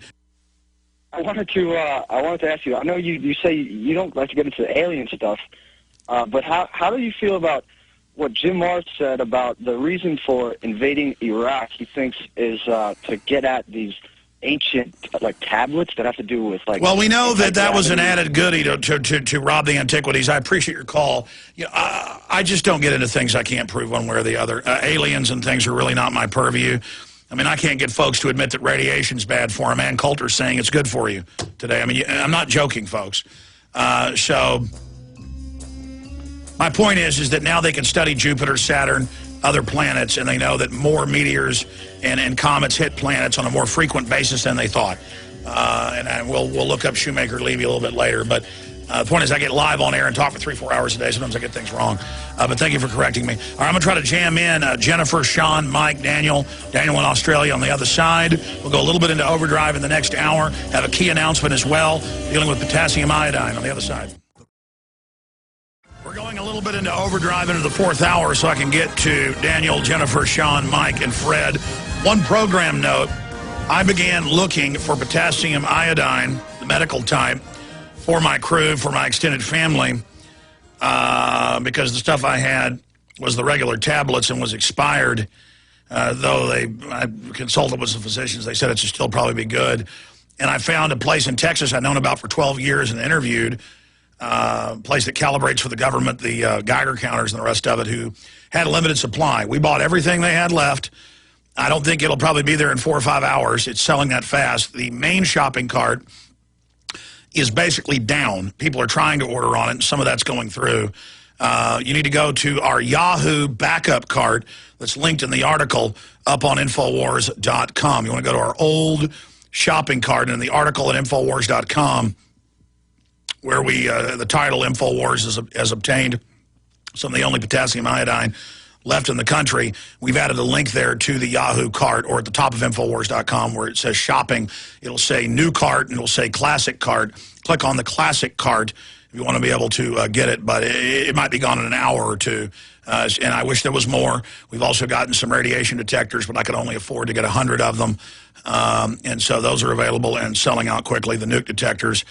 Because we know they're covering up what's happening. We hope most of it goes into the ocean, but this thing's going into multiple meltdown. The question is, how bad has it been? And so obviously folks were asking us to find a source of this, and we did. Infowars.com. You can't call here and get it, folks. We only got 2 people that work here doing customer service, and the phones are just jammed. We can't take orders that way. Infowars.com. And yes, the listener was right. When I'm babbling about comets hitting planets more often than they thought and things, it was not Saturn, it was Jupiter that was hit by Comet Shoemaker-Levy. That's the folks that found it. And blew holes in the side of the gas giant bigger than the planet Earth. So that was the point I made earlier about big calamities happening in the solar system more often than scientists previously thought. Let's go, now that they can watch the solar system and see what's happening and what's floating around out there. Let's go to Daniel, and we got to move quick now. Daniel in Australia, go ahead. Hi, Alex. How are you? Good. Hey, thanks very much for helping keep us informed, mate. Thank you. We're getting massive conflicting reports from the media. The Japanese, I lived over there for some time, and I can speak the language, so I'm understanding their news reports. They communicate between the lines now. They are letting us know what's going on, as well as telling us that it's all okay. Yeah, they're saying the radiation's so high it can kill you, but everything's fine. That's right. The Japanese Prime Minister, Khan, he'll come up and he'll say, look, it's gotten terrible over the last day. It's as bad as it can get, but it's just getting better. It's just gotten better every time he speaks. Well, I mean, do you blame them? I'm not saying it's good what they're doing, but 37 million people in Tokyo, as the winds turn south, as they're reported to be forecast to do. Can you imagine what a panic could do? Yeah, look, for those who are aware of what's going on and keep themselves informed, they're giving enough information for people to know, and they're pretty much telling people to get out. Our foreign minister has been, he hasn't been silent on the subject, but just recently he said, look, the conflicting reports have gotten too much and get out, basically. That is what they're saying, and now they've had the head of the plant break down and cry and say it's deadly, it's deadly. That is certainly probably not going to increase confidence on the island of Japan. Of course, some of that stuff's going southerly towards your country. What is your media saying in Australia? I don't think it's a real threat for us. I think you guys are in the fallout zone of whatever's happening. Oh, there's no doubt we're in a worse position. I appreciate your call. We're going to come back and take some more calls on the other side. And then, of course, I'll be back this Sunday live, 4 to 6 p.m. Central, 5 to 7. That is Eastern. But please stay with us. We'll continue to track all of this and the ongoing buildup for invasion of Libya. All right, final live segment. Then we go into key retransmission where we break everything down and have a radiation expert on. Then Dr. Nick Begich. And then, of course, you heard Bob Chapman earlier in the last hour. That's coming up on the restreams at Infowars.com and re-airing on stations all over the country. But let's move quickly to some final calls. Jennifer in Colorado, and then Sean, Mike, and Fred if we have time. Jennifer, you've got the floor quickly. Thank you, Alex, for everything you do. We live in Denver, Colorado, and we were just wondering, will their Rocky Mountains provide any protection for us with the radiation that's coming this way? I'm not a meteorologist, but I've studied what they said, but undoubtedly, yes, it'll be a lot more diluted and statistically lower chance of not just the background radiation, but when you actually get one of the particles itself that's higher level radiation, you know, it lowers that chance of inhalation. Okay, and one other question. What are the immediate warning signs we should be looking for right before they claim martial law? They'll never really declare martial law. They'll call it a civil emergency. Michigan declared financial martial law, which means suspension of normal laws. And under the executive orders, under the TSA not caring what Congress says, the EPA not caring what Congress says, shutting down coal plants, that's all executive fiat martial law. So it's a slow slide into the just civil emergency national security state, Jennifer. Okay, thank you so much, Alex. Thank you, Jennifer. Yeah, look at all these other third world countries. It's always an emergency, a civil emergency. They don't call it martial law. People are like, Alex, where's the martial law? I don't know. The TSA is running checkpoints on highways everywhere. I don't know. They're putting troops on the streets more and more. They're sticking their hands down your pants. I don't know. They're suspending regular laws on your pension funds and things. I mean, what do you think that is? Let's go ahead and talk to Sean in Canada. Sean, you're on the air. Hello, Alex. Can you hear me? Yes, sir. Well, okay. Well, I have some information concerning the Pickering nuclear power plant had a leak just a few days ago there into Lake Ontario. Yep, they admit it. A lot of radiation got released, and they say it's not bad for you. Yep. Absolutely, yeah. They the radioactive, it was called tritium that was in the water that was released. About 73,000 liters was put into Lake Ontario. As we both know, we share 50-50 pretty much with America. Now, the half-life of tritium is about 12 years. In the human body, it's about 7 to 14 days, according to this. What's interesting, actually, is the legal limits. We talk about cover-ups and think about how people sort of spin news. The Canadian legal limit for tritium in drinking water is 7,000 becquerel per liter. So that's the radioactive rating per liter of the water. While the United States is only 740. That's a difference of over 6,000 becquerel per liter. Yeah, the government just says this radiation isn't bad for you, and Ann Coulter says it's good for you. It's good for you, yeah, right. No, I'm not kidding. Show a document cam shot. Sorry, go ahead. The World Health Organization puts it at 10,000 BQ per liter, while the European Union has an investigative limit of only 100 BQ per liter. I just see a great discrepancy there. I thought I would bring that up. Because no, you're right. And notice how it's not getting hardly any play, and this is a major radiation release, and they're caught covering this up at plants all the time. That's why I'm so adverse more and more to nuclear power as we learn more. But don't worry, Ann Coulter is now I guess, a nuclear physicist and a chemist and a biologist, and she says a glowing report on radiation. Anyone exposed to excess radiation from the nuclear power plants is now probably much less likely to get cancer. Really, the Japanese government's having to break down, and people are breaking down crying, saying it's killing people and going to kill people, but maybe to her, death is good. I mean, I appreciate your call, sir. And I'm not even here to bash Ann Coulter. I don't even care. She says Ron Paul's good, but is a blind hog, still finds acorns? I mean, I'm just insulted by this. It's not a joke, man. And the cynicism of the liberals, the cynicism of mainline Republicans, and just the giggling and snickering and not taking things serious. Radiation's now been detected in Southern California. Just from the small leaks Friday. That stuff just got here today. All those big explosions and plumes. If the little stuff from Friday got here, what's going to happen in the next 5-6 days? And after that, as this just continues, they're in the mainline news. It's up on DrudgeReport.com, Infowars.com, LA Times, you name it, saying they may just pull the workers out entirely because it's so deadly. And just let the whole thing continue to melt down and smokestack towards us. And the media, a lot of them just laugh and think it's funny. Key info coming up straight ahead. See you back Sunday live, 4 to 6 p.m. Great job, crew. Pray for America, pray for Japan, pray for Canada. Visit Infowars.com and PrisonPlanet.com. When you're on the site, you can also tune in 24 hours a day to my daily radio broadcast. There's also a free iPhone app to listen to the syndicated radio show when and where you want.